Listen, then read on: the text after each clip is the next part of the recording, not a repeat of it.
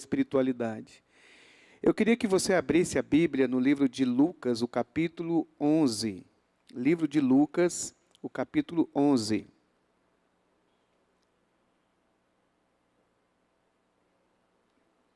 Depois nós vamos abrir Mateus, capítulo 6. Depois nós vamos abrir Mateus, capítulo 6, versículo 5. Mas aqui, versículo 11, na linguagem NVI. Certo dia, Jesus estava orando em determinado lugar. Tendo terminado, um dos seus discípulos lhe disse: Senhor, ensina-nos a orar, como João ensinou aos discípulos deles. E ele lhes disse: quando vocês orarem, orem assim. Vamos dizer essa última frase? Quando vocês orarem, orem assim. Está aí desse jeito? Não tá. Mas só essa parte, vamos lá, em Mateus capítulo 5. Quando vocês orarem, digam que está ali, mas é a mesma coisa. Capítulo 6, versículo 5. Quando vocês orarem, não sejam como os hipócritas. Ou seja, então aqui existe um jeito de oração que Deus não quer que você faça. Eles gostam de ficar orando em pé nas sinagogas e nas esquinas. Eles gostam disso. Eles gostam porque eles querem ser vistos pelos homens. Eu lhes asseguro, com certeza absoluta, que eles já receberam a sua plena recompensa. Mas quando você orar, vá para o seu quarto, feche a porta e ore a seu pai que está em secreto. Então, seu pai que vê em secreto, o recompensará. E quando orarem, um outro jeito de orar que Deus não quer, quando orarem, não fique sempre repetindo a mesma coisa, como fazem os pagãos, porque eles pensam que se orar muito serão ouvidos. Não sejam iguais a eles, porque o seu pai sabe que vocês precisam antes mesmo que o peçam. Vocês devem orar assim. O tema da minha ministração nessa noite aqui para os irmãos é a oração que Deus gostaria de ouvir você orar. Oração que Deus gostaria de ouvir você orar. Existem orações, nem todo jeito de orar, nem todo sentimento é aprovado por Deus no nosso orar. Não é que nós precisamos de uma regra de oração, de saber escolher as palavras adequadas quando formos orar. Não significa que a nossa oração é correta por um amontoado de versículos que apoiam a nossa oração. Você consegue um amontoado de versículos bíblicos a respeito daquele tema, como se fosse uma maneira de encurralar a Deus, para que Ele possa lembrar dos textos bíblicos e fazer para você o que você pediu. A oração é uma relação que às vezes um suspiro,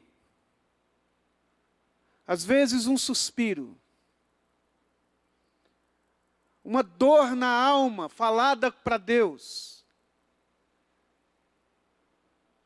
Lembro-me de uma pessoa que pediu oração no final de uma reunião. Chegou até o pastor e ela pediu e falou para o pastor o alvo da sua oração a respeito de seu filho. E o pastor então segurou na mão daquela irmã e disse: vamos orar juntos nós dois. E ele segurou na mãozinha daquela irmã querida e pediu então o pastor para ela: você poderia orar primeiro e eu vou orar depois. E ela fez uma oração muito bonita, muito bíblica. Usou as palavras certas, os termos certos a respeito de Deus. Ela não orou de maneira que pudesse ser repreendida por ter falado de maneira contrária aos ensinamentos bíblicos. Ela utilizou todos os argumentos corretos, fez uma oração muito bonita. E quando ela terminou a oração, o pastor, ainda com os olhos fechados, disse para a irmã: querida irmã, ore novamente. E ela já ficou meio desconcertada, porque acho que ela gastou todo o conteúdo da fala dela na primeira oração, e ela foi orar e ela engasgou, e as palavras veio ali tropeçando, ela não achava tanto assim com facilidade as palavras, mas orou. E o pastor, com os olhos fechados, ainda segurou a mão daquela mãe e disse: querida irmã, ore. E aquela irmã então desabou. E aquela irmã não tinha palavras, ela balbuciava. Ela não conseguia articular as palavras. Ela sentiu a dor. Ela sentiu no coração dela a realidade que a fazia sofrer. E aí, então ela se derramou diante de Deus. E aí então o pastor disse àquela irmã: agora você orou. A nossa questão da oração não é se nós sabemos falar as palavras. Como o judeu aqui, um homem maduro pela sua idade, um dos discípulos de Jesus, não era um adolescente. Talvez o mais jovem entre eles fosse João. Mas mesmo João era um homem experimentado, era um homem vivido na cultura judaica, que sabia muito bem as práticas religiosas, as orações, os salmos. Quando ele estava pedindo ajuda a Jesus para que eles pudessem ser ensinados, eles não estavam pedindo uma fórmula. Era comum dos sábios, dos sábios da época de Jesus e de todas as épocas, mas principalmente naquele tempo, em que os rabis, os mestres, os discipuladores, os homens peritos na sua religiosidade, tinham nas suas orações os princípios de vida e valores principais que aquele mestre possuía. Então era como que os discípulos tivessem ensinado: nos ensine o que de fato tem valor para Deus, o que é uma espiritualidade que Deus abraça e que Deus valoriza e que Deus gostaria. E nessa noite, então, eu gostaria de que nós pudéssemos ser ajudados por Deus, a fim de que nós pudéssemos fazer orações que Deus gostaria de ouvir você orar. As riquezas do caráter de Jesus é constituído em nosso interior. Quando nós estamos andando com Jesus, Ele deseja fazer com que as riquezas do seu caráter, as riquezas da sua vida, daquilo que Ele representa, seja formado dentro dos seus discípulos. E estas realidades do coração, do seu interior, aquilo que Ele deseja construir dentro de você e de cada um de nós, é tão valioso, mas ao mesmo tempo tão difícil de ser praticado. Nós vimos na manhã de hoje o Max nos advertindo pela palavra de Deus sobre o perigo de nós formatarmos a nossa fé em apenas liturgias, em cultos litúrgicos em que nós sabemos a hora de oferecer o sacrifício, falando no Velho Testamento. Qual roupa vestir, qual palavra utilizar, e que o perigo de, à medida que você vai ficando mais tempo com Jesus, você ficando mais tempo na fé cristã, o seu coração vai aprendendo as fórmulas, o jeito de vestir, o jeito de cantar, o jeito de orar, o jeito de fazer as práticas espirituais. E você não vai percebendo até que você se encontra perdido dentro desse cenário todo da vida espiritual em que nós estamos. Queridos irmãos, olha aqui para mim. Jesus não reclamou, na sua época, que os fariseus e os irmãos daquela época estavam falhando no ritual. Eles não estavam falhando no ritual. Eles estavam falhando no coração. Talvez nós não erramos no ritual. Nós não bebemos, não fumamos, não xingamos, não prostituímos, não adulteramos. Somos trabalhadores, frequentamos a congregação todas as semanas. Estava conversando com o Daniel, o irmão que toca guitarra aqui. Sábado na nossa casa, sábado ou sexta, não lembro agora. Nós estávamos tendo uma comunhão lá em casa e ele falou, olha, eu tive segunda, terça, quarta, a semana toda. Talvez ele está vindo mais do que qualquer outra pessoa. Talvez você venha na congregação toda semana, não falta nada. Muito bom, devemos fazer isso. Mas nessa noite eu queria falar com você sobre o que está acontecendo dentro de você. E as orações, essa relação com Deus, para que Ele possa nos ajudar. Porque essa construção do nosso interior é muito difícil, irmãos. Muito difícil. Muito difícil praticar o que eu vou ensinar para vocês. Ensinar não, relembrar. Relembrar de novo. É muito difícil praticar isso.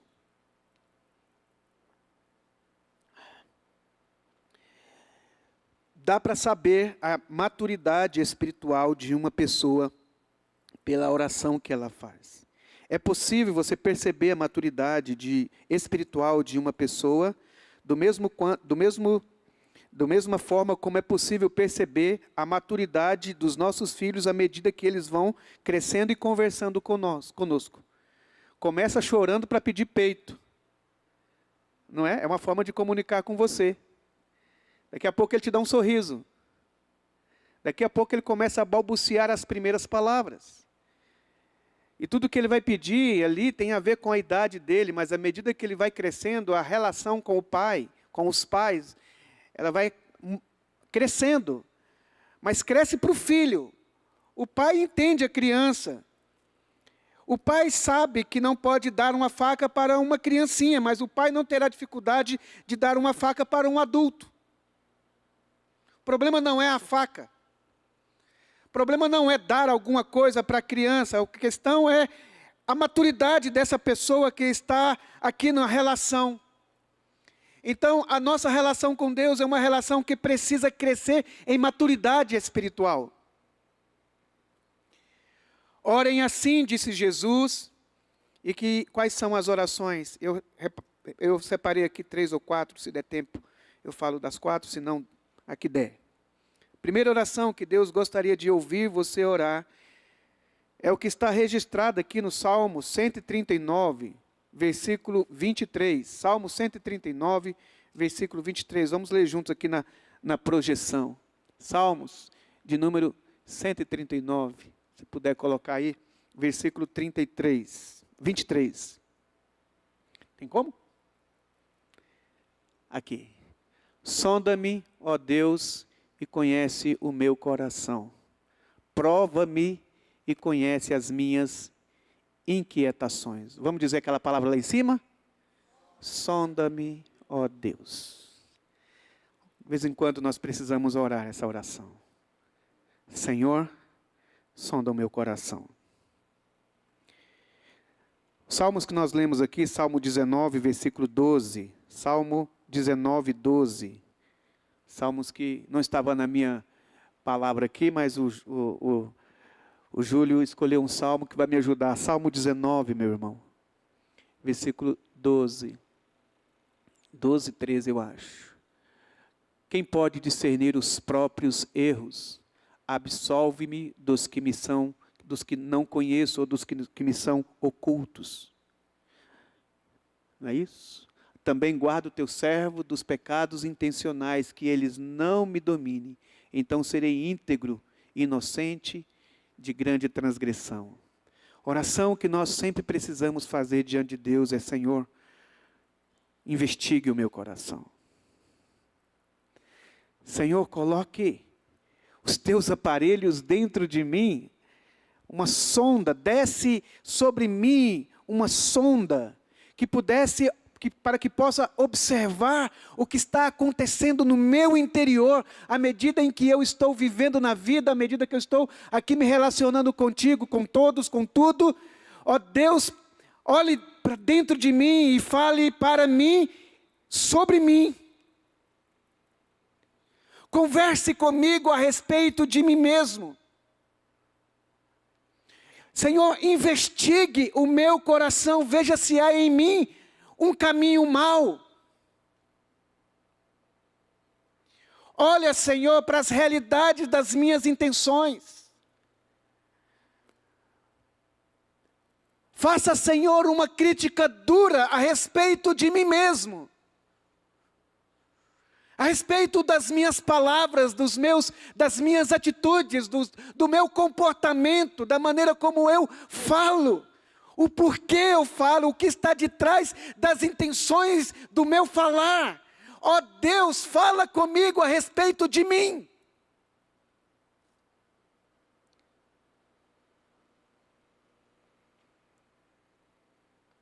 É muito importante que nós saibamos de nós mesmos.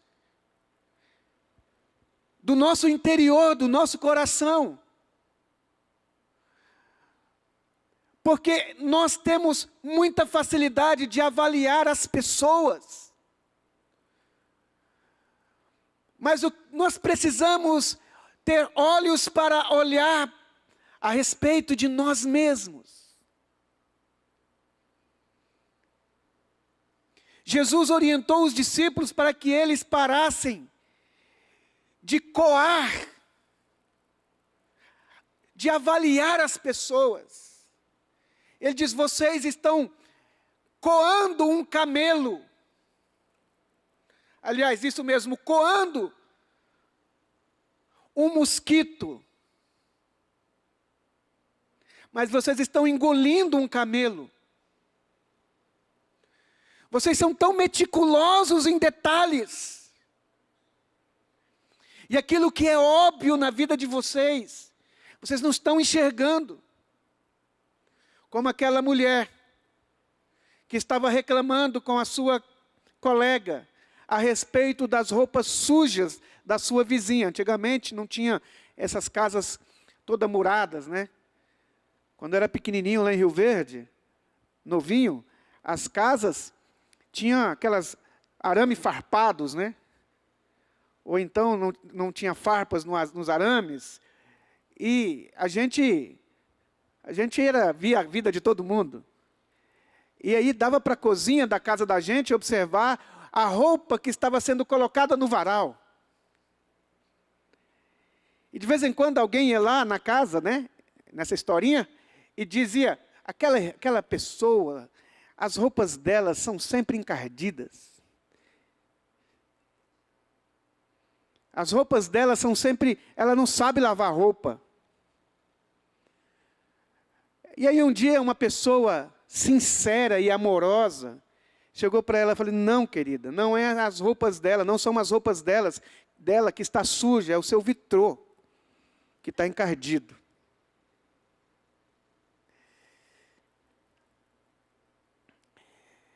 Às vezes nós somos assim, queridos. Nós somos peritos em analisar os outros. No trânsito, então, né? Quem é que não erra no trânsito? Não precisa levantar a mão, é uma pergunta não erra no trânsito, jamais errou. Quem não erra no trânsito não é assim. Não é que você não dirige, né, Fabiano? Mas você vê assim uma pessoa, eu já fui corrigido no trânsito de maneira educada, você sabe, né? Com os dedos e com as palavras, a pessoa falou alguma coisa da minha mãe, eu não sei o que foi, mas ela falou alguma coisa da minha mãe, alguma coisa assim, né? Não sei o que, alguma coisa assim, não vou nem usar a palavra aqui, acho que não é boa. E aí, ok, aí eu segui, e quando eu cheguei, ele também errou uma outra coisa. Aí eu falei, mas por que ele está reclamando de algo que ele mesmo faz também? Sonda-me, Senhor. Queridos, você deveria ser mais exigente com você e mais flexível com os outros. Não é o contrário. Tão exigente com os outros e tão flexível com você mesmo. Tenha um olhar de compaixão pelos outros e um olhar de quebrantamento e humildade quando você olhar para si e dizer: quem sou eu para falar? Quem sou eu para falar? Sonda-me o coração. Não tem uma canção que canta que diz assim? Sonda-me, Senhor, e me conheces. Quebranta o meu coração. Transforma-me conforme a tua palavra e enche-me até que em mim. E então, usa-me, Senhor. Sonda-me, Senhor. Sonda o meu coração. Sabe como é possível você saber Deus falar com você através de você mesmo? Escute o que a sua esposa fala de você. Escute o que o seu filho fala de você. Preste atenção no que seu marido fala de você. Veja o que os seus amigos maduros de trabalho ou não, seus colegas de trabalho, seu chefe, fala de você. Veja como a sua mãe fala de você. Pode ser que as pessoas estejam exagerando a nosso respeito. Pode ser que as pessoas coloquem uma porcentagem alta de maldade no que elas falam a respeito de nós.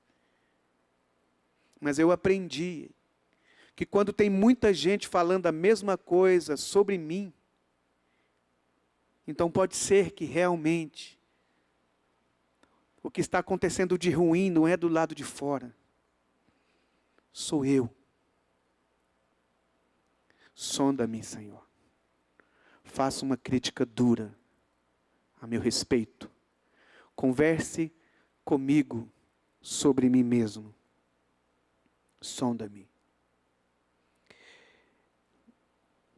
Irmãos, nós não somos contaminados pelos outros. A contaminação não está do lado de fora. No livro de Marcos, capítulo 7, versículo 21, Marcos 7, versículo 21, diz assim. Marcos, capítulo 7, versículo 21. Pois do interior do coração dos homens. Interessante, o coração já é alguma coisa do interior, né? É o nosso interior, é a palavra coração. Mas no coração tem um interior. Jesus diz, do interior do coração dos homens vêm os maus pensamentos, a imoralidade sexual, os roubos, o homicídio, o adultério, a inveja. Todos os males estão dentro de nós. Por isso, de vez em quando, nós precisamos perceber se nós não estamos destilando para fora um mal que está em nós, na nossa pseudo-espiritualidade. Cuidado com o coração, meus queridos irmãos. Oração que Deus gostaria de ouvir. 2. Deus deseja ouvir você orar. Pai, me ajude a perdoar aqueles que me ofenderam. Oração ao Pai Nosso, não é isso? Lucas 6, vai dizer, daqui a pouco nós vamos lá em Lucas 6, mas, Pai, me ajude a perdoar. Pai, me ajude a perdoar. A oração ao Pai Nosso é assim, Pai, perdoa as minhas ofensas, assim como nós temos perdoado aqueles. Interessante, né? Quando eu vou para Deus, eu estou dizendo, Senhor, perdoa o que eu fiz. Perdoa as minhas ofensas, o que eu pratiquei. Mas quando ele diz para eu perdoar, ele disse, a oração, assim como eu tenho perdoado aqueles que me ofenderam. Não está dizendo para a gente só perdoar a ofensa. Está pedindo para perdoarmos o ofensor. Talvez a gente diz, não, eu perdoei o que ele fez. Eu perdoei as palavras que ele falou. Eu perdoei o tapa que ele me deu. Eu perdoei a traição que ele me fez. Eu perdoei a dívida dele. Mas o que Jesus está querendo conosco é ir mais além. Porque é possível você perdoar e dizer, mas também nunca mais empresto meu nome para ele. Mas também é ele lá e eu cá. Ele vive a vida dele, eu vivo a minha.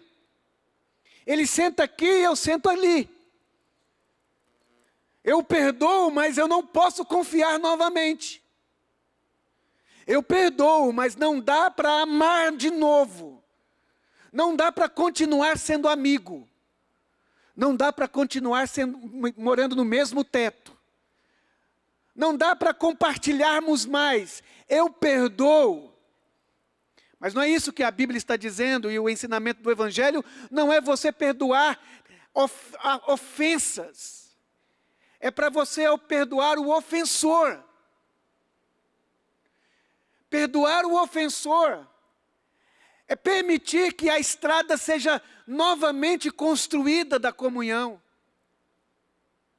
É permitir novamente, mesmo que paulatinamente, o acesso outra vez a você.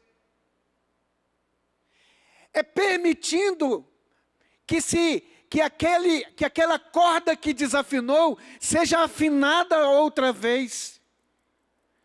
Que seja possível novamente a churrascada. Que seja possível novamente os sorrisos mútuos. Que seja possível novamente reconstruir amizades.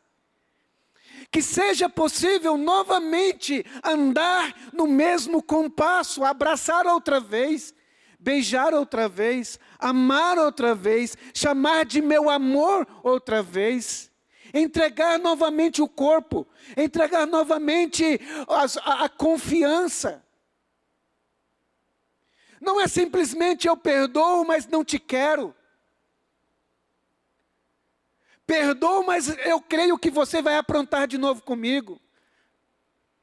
Perdoo, mas não dá para esquecer o que você fez. Quando nós somos convocados pelo Senhor, a pedir, ó Deus, me ajude a perdoar. E o texto diz que é uma coisa muito interessante, aqueles que me ofenderam, me ofendeu. Me machucou, arrancou um pedaço da minha alma, modificou o meu jeito de viver, me estuprou, me abusou. Eu nunca mais vou ter a oportunidade que aquela pessoa tirou.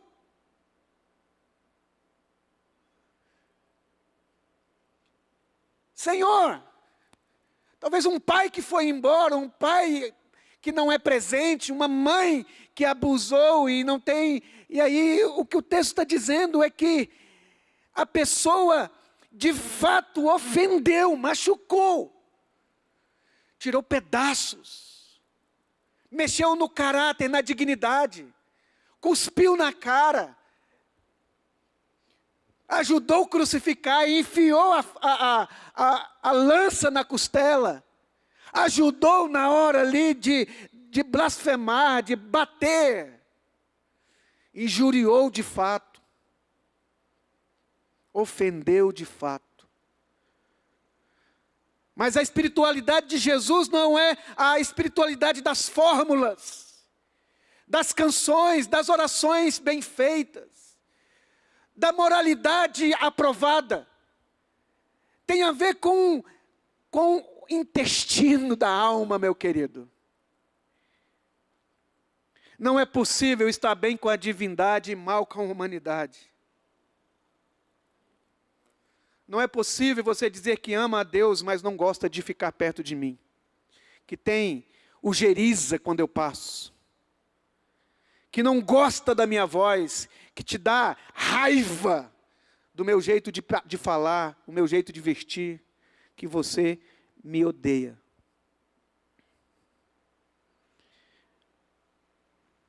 Na espiritualidade de Jesus, não é possível você estar bem com ele e mal com o outro. Com ninguém. Não pode haver ninguém nesse planeta a quem você destina qualquer tipo de sentimento que não seja o sentimento de amor.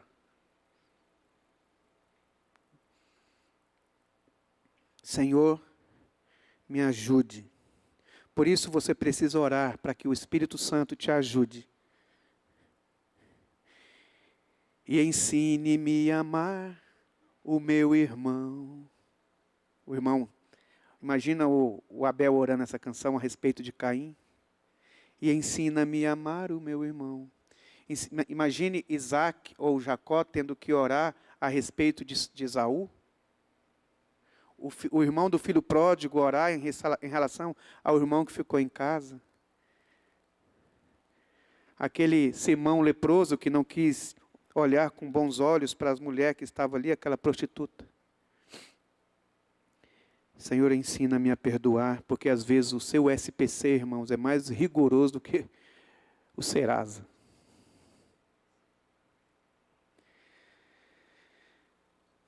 Deus perdoa, mas você não.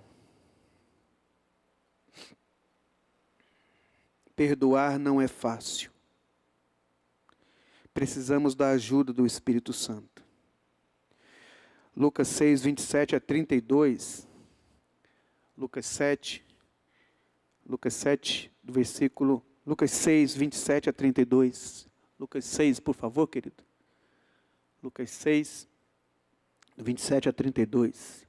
Mas eu digo a vocês que estão me ouvindo, amem os seus inimigos e faça bem aos que os odeiam. Volte lá, por favor. Digo a vocês que estão me ouvindo. Quem são os discípulos? Os discípulos são aqueles que estão ouvindo Jesus. Os discípulos são aqueles que as palavras de Jesus para ele não é qualquer palavra. Vocês que estão ouvindo a mim, não Moisés. Ouvindo a mim, e não Jeremias. Ouvindo a mim, que você chama de mestre e Senhor. Discípulo meu são aqueles que são como eu sou, que ama inimigo, que ama quem ofende, que ama quem faz mal a nós, que não devolve injustiça pela injustiça, que não devolve o ódio, que não devolve a palavra dura. Pedro, falando de Jesus, disse que, sendo ultrajado, não ultrajou.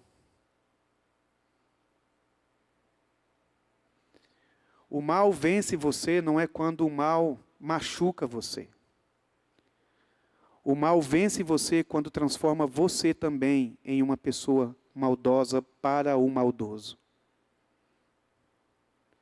Quando o mal praticado a você pelo maldoso faz você também devolver ao maldoso o mal venceu. Porque dificilmente você vai conseguir fazer por muito tempo o mal a alguém que é bom. Se você tem sanidade mental, em algum momento sua consciência vai pesar em fazer mal para quem te faz bem. A questão é se você está conseguindo fazer bem para quem te maltrata. Maltrata. Irmãos, maltrata de fato. Fala mal de você. Você descobre que a pessoa está falando mal de você, te perseguindo, armando a cama para você. Em que você recebe um beijo de traição. O mal vence assim. E como é que eu aprendo a perdoar? Eu estava conversando com esse mesmo irmão, acho que está indo muito na minha casa, nós estamos conversando muito, vamos mudar de irmão, né? Ô Daniel. Eu perguntei, você conhece a inveja? Ele deu lá o conceito de inveja, eu disse, não, eu estou perguntando se você conhece a inveja em você. Se você conhece a soberba em você. Se você conhece imoralidade em você. Se você conhece um caráter reprovado dentro da sua alma, em você, lá dentro, em você. E aí então o convite de Jesus é porque eu conheço essas coisas todas. Eu já conheci o ódio, o ressentimento por pessoas. E eu perguntei, Senhor, como eu posso vencer isso? E eu lembrei desse texto. Abençoe quem te persegue e te maltrata. Ore por ele. Você quer aprender a amar seu inimigo? Quando você for orar, gaste um tempo orando pela família dele. Orando para que Deus abençoe o ministério, a vida, o trabalho, o casamento, a relação. Abençoe.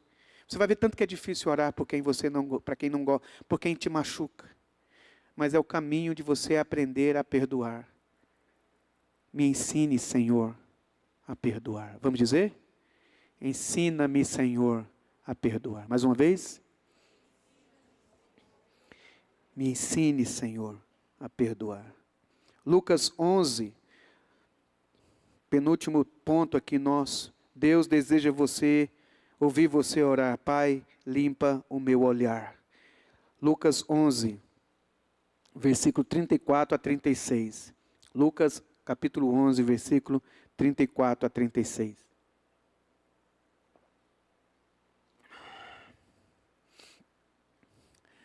Os olhos são a candeia, a lâmpada do corpo. Já viu aquele texto, vós sois a luz do mundo? Tem que conectar esse texto com aquele. Os olhos são a candeia do corpo. Quando os seus olhos forem bons, igualmente todo o seu corpo estará cheio de luz.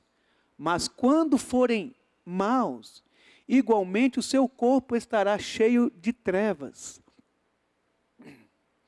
Portanto, cuidado, para que a luz que está em seu interior não sejam trevas.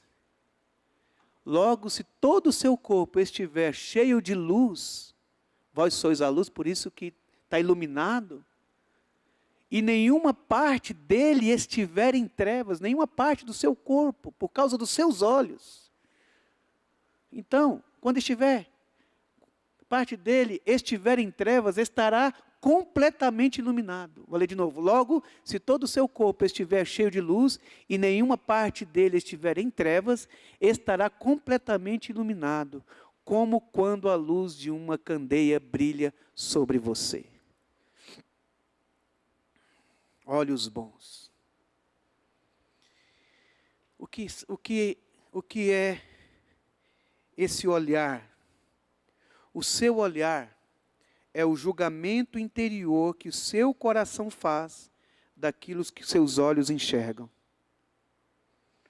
O seu olhar é a interpretação.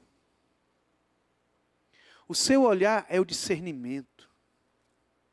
O seu olhar é a avaliação que você faz a respeito daquilo que você vê, daquilo que você ouve. Jesus está dizendo que se seu olhar for bom, se você não for uma pessoa que vê maldade em todos e em tudo, eu fico impressionado da nossa capacidade de saber o que o outro está pensando.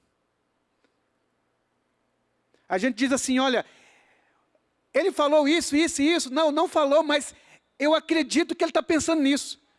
Cara, você sabe o que o outro está pensando. E você se comporta, e a gente se comporta para com ele, como se aquilo que você está interpretando é de fato a verdade. E mesmo às vezes o marido fala para a mulher, ou a mulher fala para o marido, ou o filho fala para o pai, e vice-versa. Nas relações, a gente fala assim, não, eu não pensei isso, não foi isso que eu disse. A gente diz, foi sim, foi isso que eu entendi.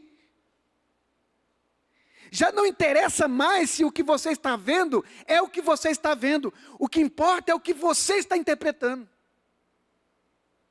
Então não adianta mudar o cenário do lado de fora, porque A roupa sempre vai ficar suja se você não lavar a sua janela. Não adianta lavar a roupa. Porque não há nada que a outra pessoa faça que vai mudar a maneira de você olhar para ela. Porque já está definido que essa mulher, de acordo com os textos que nós lemos aqui, que está na Bíblia, né? Que esta mulher é prostituta. Se ele fosse profeta, saberia que ela é prostituta. E ela será eternamente prostituta.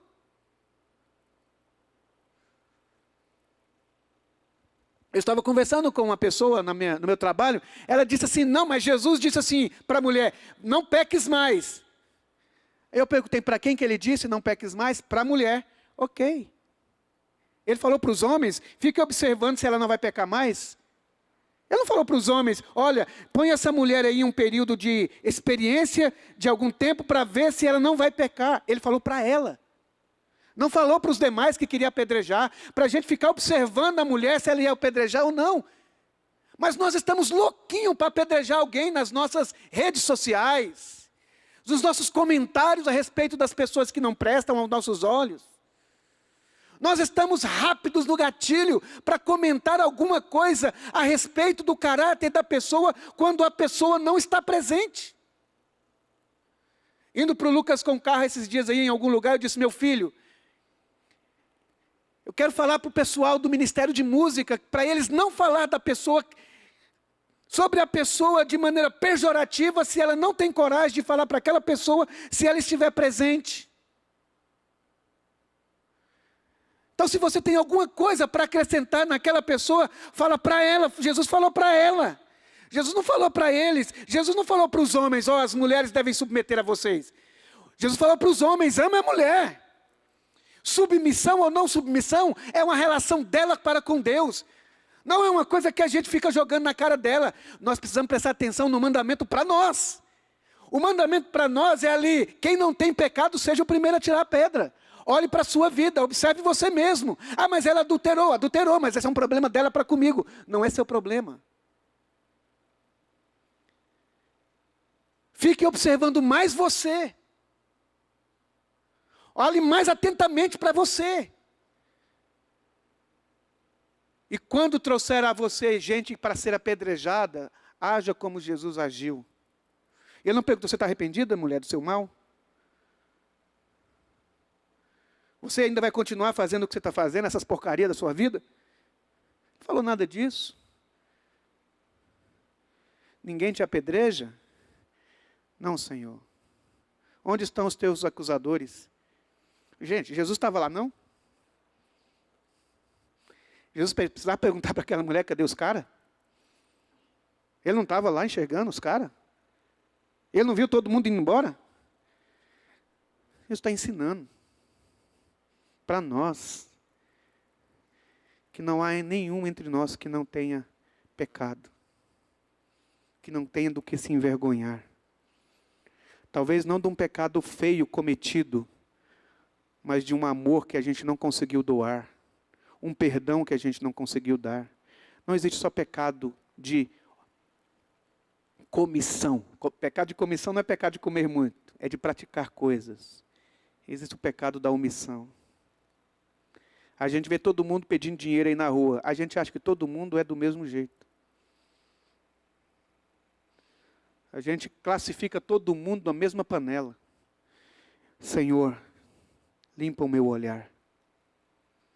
Me ensine a olhar com olhos de bondade.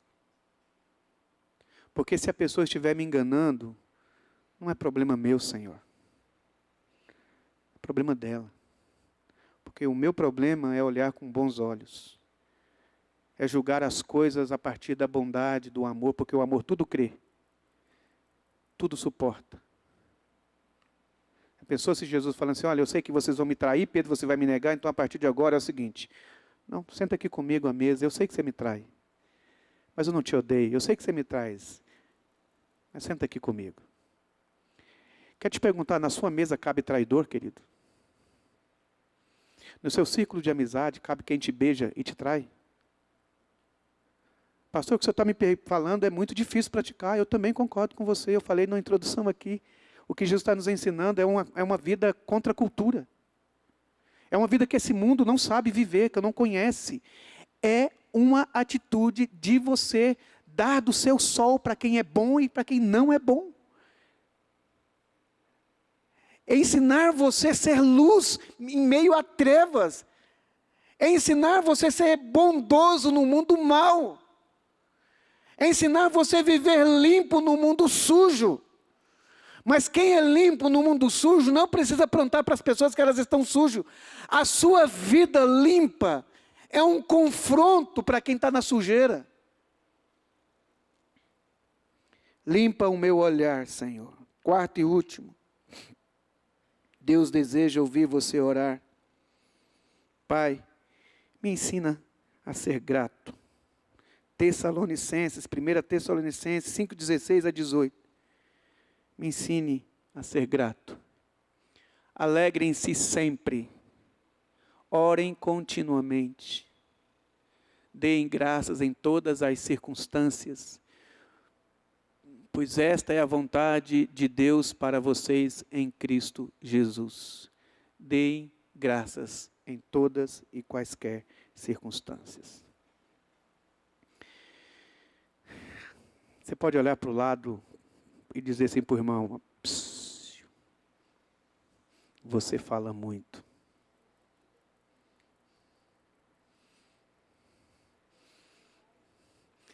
Respeitosamente, nessa noite, eu quero dizer para cada um de nós aqui, ó, irmãos, cala a boca. Em nome de Jesus. Cala a boca, irmão. Calemos a boca. Que calemos mais a nossa boca. Que não expressemos tudo que a nossa boca quer falar. Que não falemos todas as palavras, sejam cuidadosos no falar. Respeite os que ouvem. Devemos respeitar as pessoas. A Bíblia diz que nem mesmo os anjos usou palavras de maldição para falar com Satanás. Ele não ficou falando: ó, seu chifrudo, filho de uma... Não. Ele disse: o Senhor te repreenda. Como Isaías disse: eu sou um homem que habito no meio de um povo de impuro lábios. Gente que reclama demais, murmura demais. Não, meu ponto de vista não é reclamação mesmo. Se o som está baixo, reclama porque está baixo. Se o som está alto, reclama porque está alto. Se os jovens é quietinho, reclama porque os jovens é quietinho. Se os jovens pulam, reclama porque os jovens pulam. Se apagar as luzes, reclama porque a luz está apagada na igreja. Se deixa tudo claro, por que não apaga? Reclamamos demais, irmãos. Murmuramos demais. Agradecemos de pouco. Sabe uma coisa que você e eu deveríamos aprender a fazer mais? Elogiar. Porque Deus é um Deus que gosta de elogiar. Ele termina de fazer uma coisa, Ele diz: muito bem, ficou bom. Ele chega para o servo e diz: muito bem, servo bom e fiel. Foste fiel no pouco. Elogiar o que o outro faz, reconhecer. Nós somos o povo do elogio, porque nós somos o povo do louvor. Louvar é elogiar. Reconhecer o que o outro faz. Está gostosa a sua comida, querido? Foi lá no restaurante, comeu, foi gostosa a comida? Dá um jeito de ir lá no cozinheiro. Cadê o cozinheiro? Quem fez essa comida? Sua comida estava uma delícia. Você pegou um ônibus? Muito obrigado, motorista. Muito obrigado pelo que você está fazendo. Quando a gente tem gratidão na alma, sabe o que acontece? Eu estava falando para o meu filho: você chegou aqui na vida pelado. Não trouxe nada. Você não trouxe nada para contribuir pelo que estava acontecendo na história. Você não trouxe nadinha lá do ventre da sua mãe. Nada. Nenhum instrumento, nenhuma invenção, nada. Você chegou aqui peladão. Você teve que mamar no peito de uma outra pessoa, na barriga de outra pessoa. A barriga dela cresceu. Isso eu já não estou falando para ele, estou falando para vocês agora. A barriga cresceu, teve estria, teve dores. Mamães que choraram aos pés de Jesus para engravidar, foi ao médico, gastou dinheiro. Você nem estava vivo ainda. Colocou fralda em você. Na época minha e do Júlio não tinha essas fraldas Pampers não. Ou tinha, Júlio? Sua mãe punha o quê? Não sei, Júlio. Fralda, né? De pano, né, mano? Tinha que lavar. Você fazia muita sujeira, mano? É. E não foi uma vez não, mano. Muitas vezes durante o dia, durante muitos meses. Você é acordada de noite. Às vezes nem dormia porque é mãe de primeira viagem, pai de primeira viagem. A gente vai lá ver se está respirando. O Lucas, a Ana Clara, mais a Ana Clara, minha primeira filha, né? Ela ia andar, eu andava com aquela, como é que chama? Não é, ai, gente, travesseiro, não. Almofada, obrigado. A Ana Clara engatinhando, andava com a almofadinha assim para ela não cair. A gente ia para os clubes, ela saía doidinha assim, correndo, aquela perninha fininha dela, aquela fraldinha, era só um risco preto assim, andando, né? E a gente correndo assim atrás dela, porque senão ela ia se jogar na piscina, ela não sabe de nada. E dois bocozão, babão, que ama mais do que ama a si próprio, se dedicando amor, atenção naquela coisinha minúscula que é a nossa vida. E a gente vai se dedicando a ela. E tudo que ela vai ganhando, roupas, beijos, abraços, brinquedos e tudo mais, a gente vai enchendo o quarto dela, fazendo, sabe, todas as coisas coloridinhas, bonitinhas para ela, como se a gente estivesse brincando de boneca. Dois adultos brincando de casinha. Pelos nossos filhos. A gente chega no posto de gasolina, tem um cara lá que vem abastecer seu carro, você nem desce. Às vezes você nem olha para o cara. Para falar muito obrigado, porque agora, domingo, 10h30 da noite, eu estou indo embora para casa, eu estou com fome, vamos na pizzaria e tem alguém lá trabalhando para fazer pizza para você. E você nem olha para o cara, nem olha para a menina que te atendeu. A gente pensa que gratidão é só falar obrigado, obrigado. Não, é um olhar em que nós olhamos para a vida, em que as coisas estão acontecendo para o nosso benefício, sem que a gente ponha a mão. O som que foi colocado aqui, não sei se os irmãos sabem, mas os meninos que estão escalados para o Ministério de Louvor, além de pegar as músicas que são difíceis de tocar, difícil, a gente não ensaia, não é porque a gente quer esnobar, não é porque não sabe, tem que ir lá, pegar a letra, as notas, colocar, fazer aquele, para mim fazer um repeatzinho aqui numa nota aqui, irmãos, foi osso. Ah, não precisa, é para Deus, Ele gosta, Ele ama fazer bem feito. Eles fazem e compram instrumento caro para fazer. A igreja investe, não sabe quanto custa talvez aquilo ali, para a gente ouvir a voz do pregador.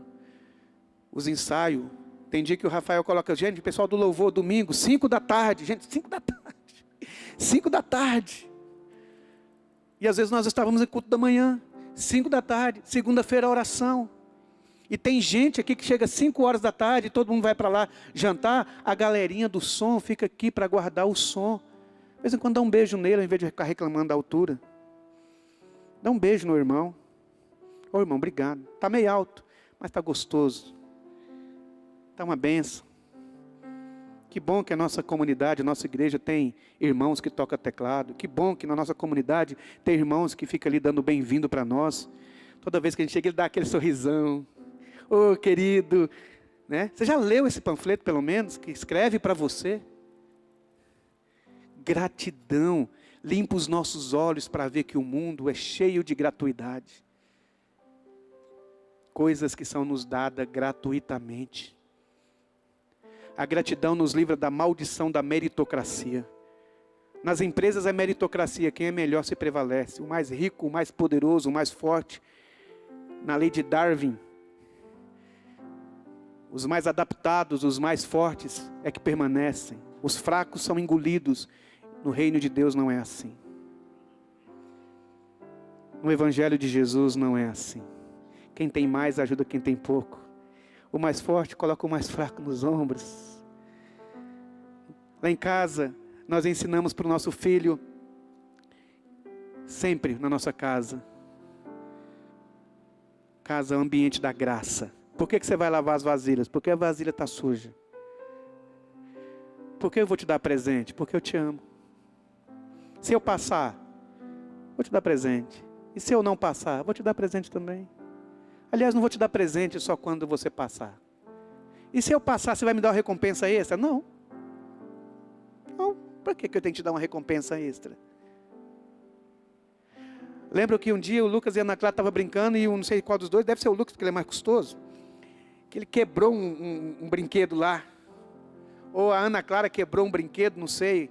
E aí o Lucas falou assim, não quebra, Ana Clara, esse brinquedo, porque o papai não vai te dar outro.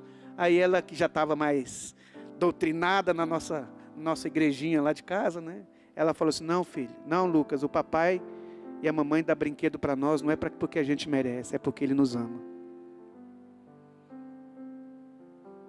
É por amor. É gratuito. Não é porque é bom. Porque a gente ama.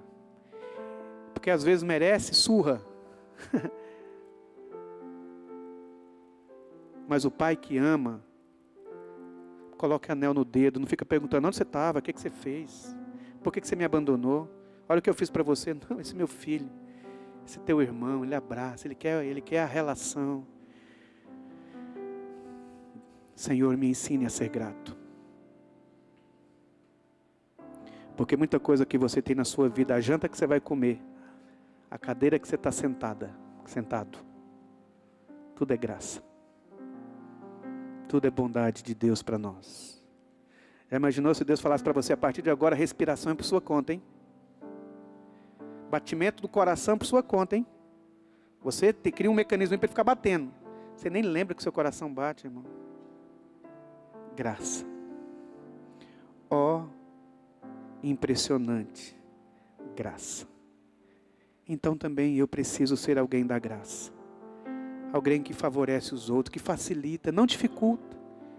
Às vezes a porta do reino de Deus é estreita, Jesus disse, mas a gente parece que quer apertar ela um pouquinho mais para não caber a pessoa.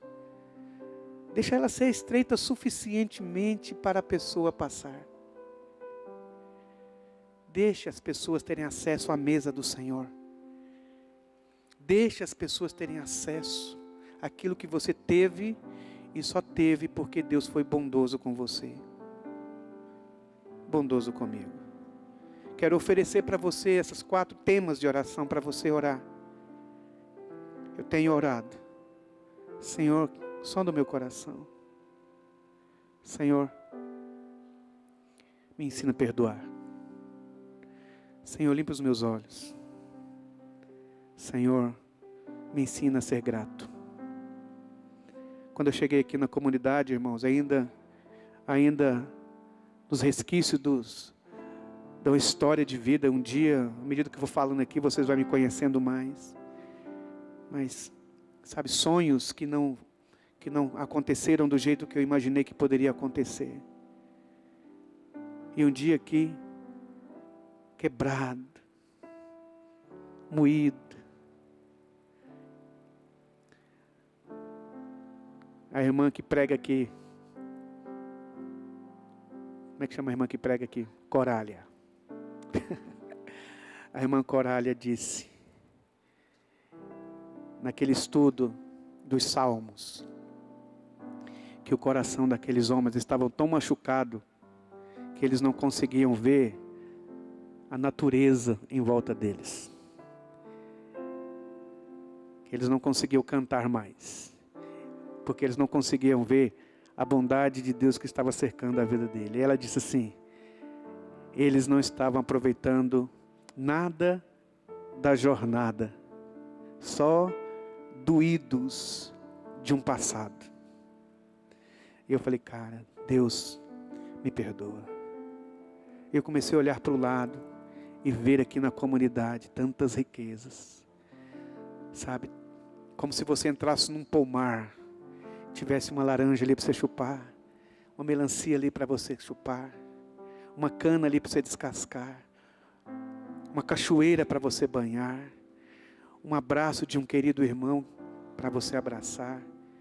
Mas a gente, quando perde a gratidão, a gente não vê essas bênçãos nos cercando. O que a gente vê é aquilo que está nos incomodando. Eu te chamo para o discipulado de Jesus e aprender com Jesus a ser como Ele é. Espírito Santo, nessa noite, Tu és digno, Senhor. Tu és digno, Senhor. Tu és digno de que nós vivamos apaixonadamente para o Senhor. Tu és digno, Senhor, que a gente viva de maneira simples na Tua presença. Tu és digno que a gente imite o Seu jeito de ser, Pai. Que o interior do nosso coração seja tocado pela graça de Deus. Senhor, me dê bons olhos, para que quando eu enxergar, quando eu olhar, eu possa discernir com um olhar de misericórdia, que eu possa olhar com um olhar de bondade. Ó Deus, que os meus braços não se fechem para nenhum irmão, nenhuma irmã, que eu esteja pronto a abraçar a todos, a amar a todos, a beijar a todos, mesmo aqueles que me fazem mal, Pai. Eu sei, Senhor, que não é fácil receber tapa na cara, Senhor, e virar a outra face para dizer: pode continuar a andar comigo, eu perdoo você. Andar a segunda milha, ó Jesus. Mas é assim que nós somos luz deste mundo. Sonda-me, Senhor, e me conhece. Quebranta o meu coração. Transforma-me conforme a Tua palavra e enche-me até que em mim se ache só a Ti. Então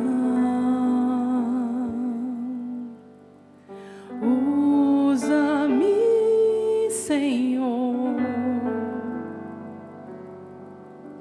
usa-me. Vamos ficar de pé.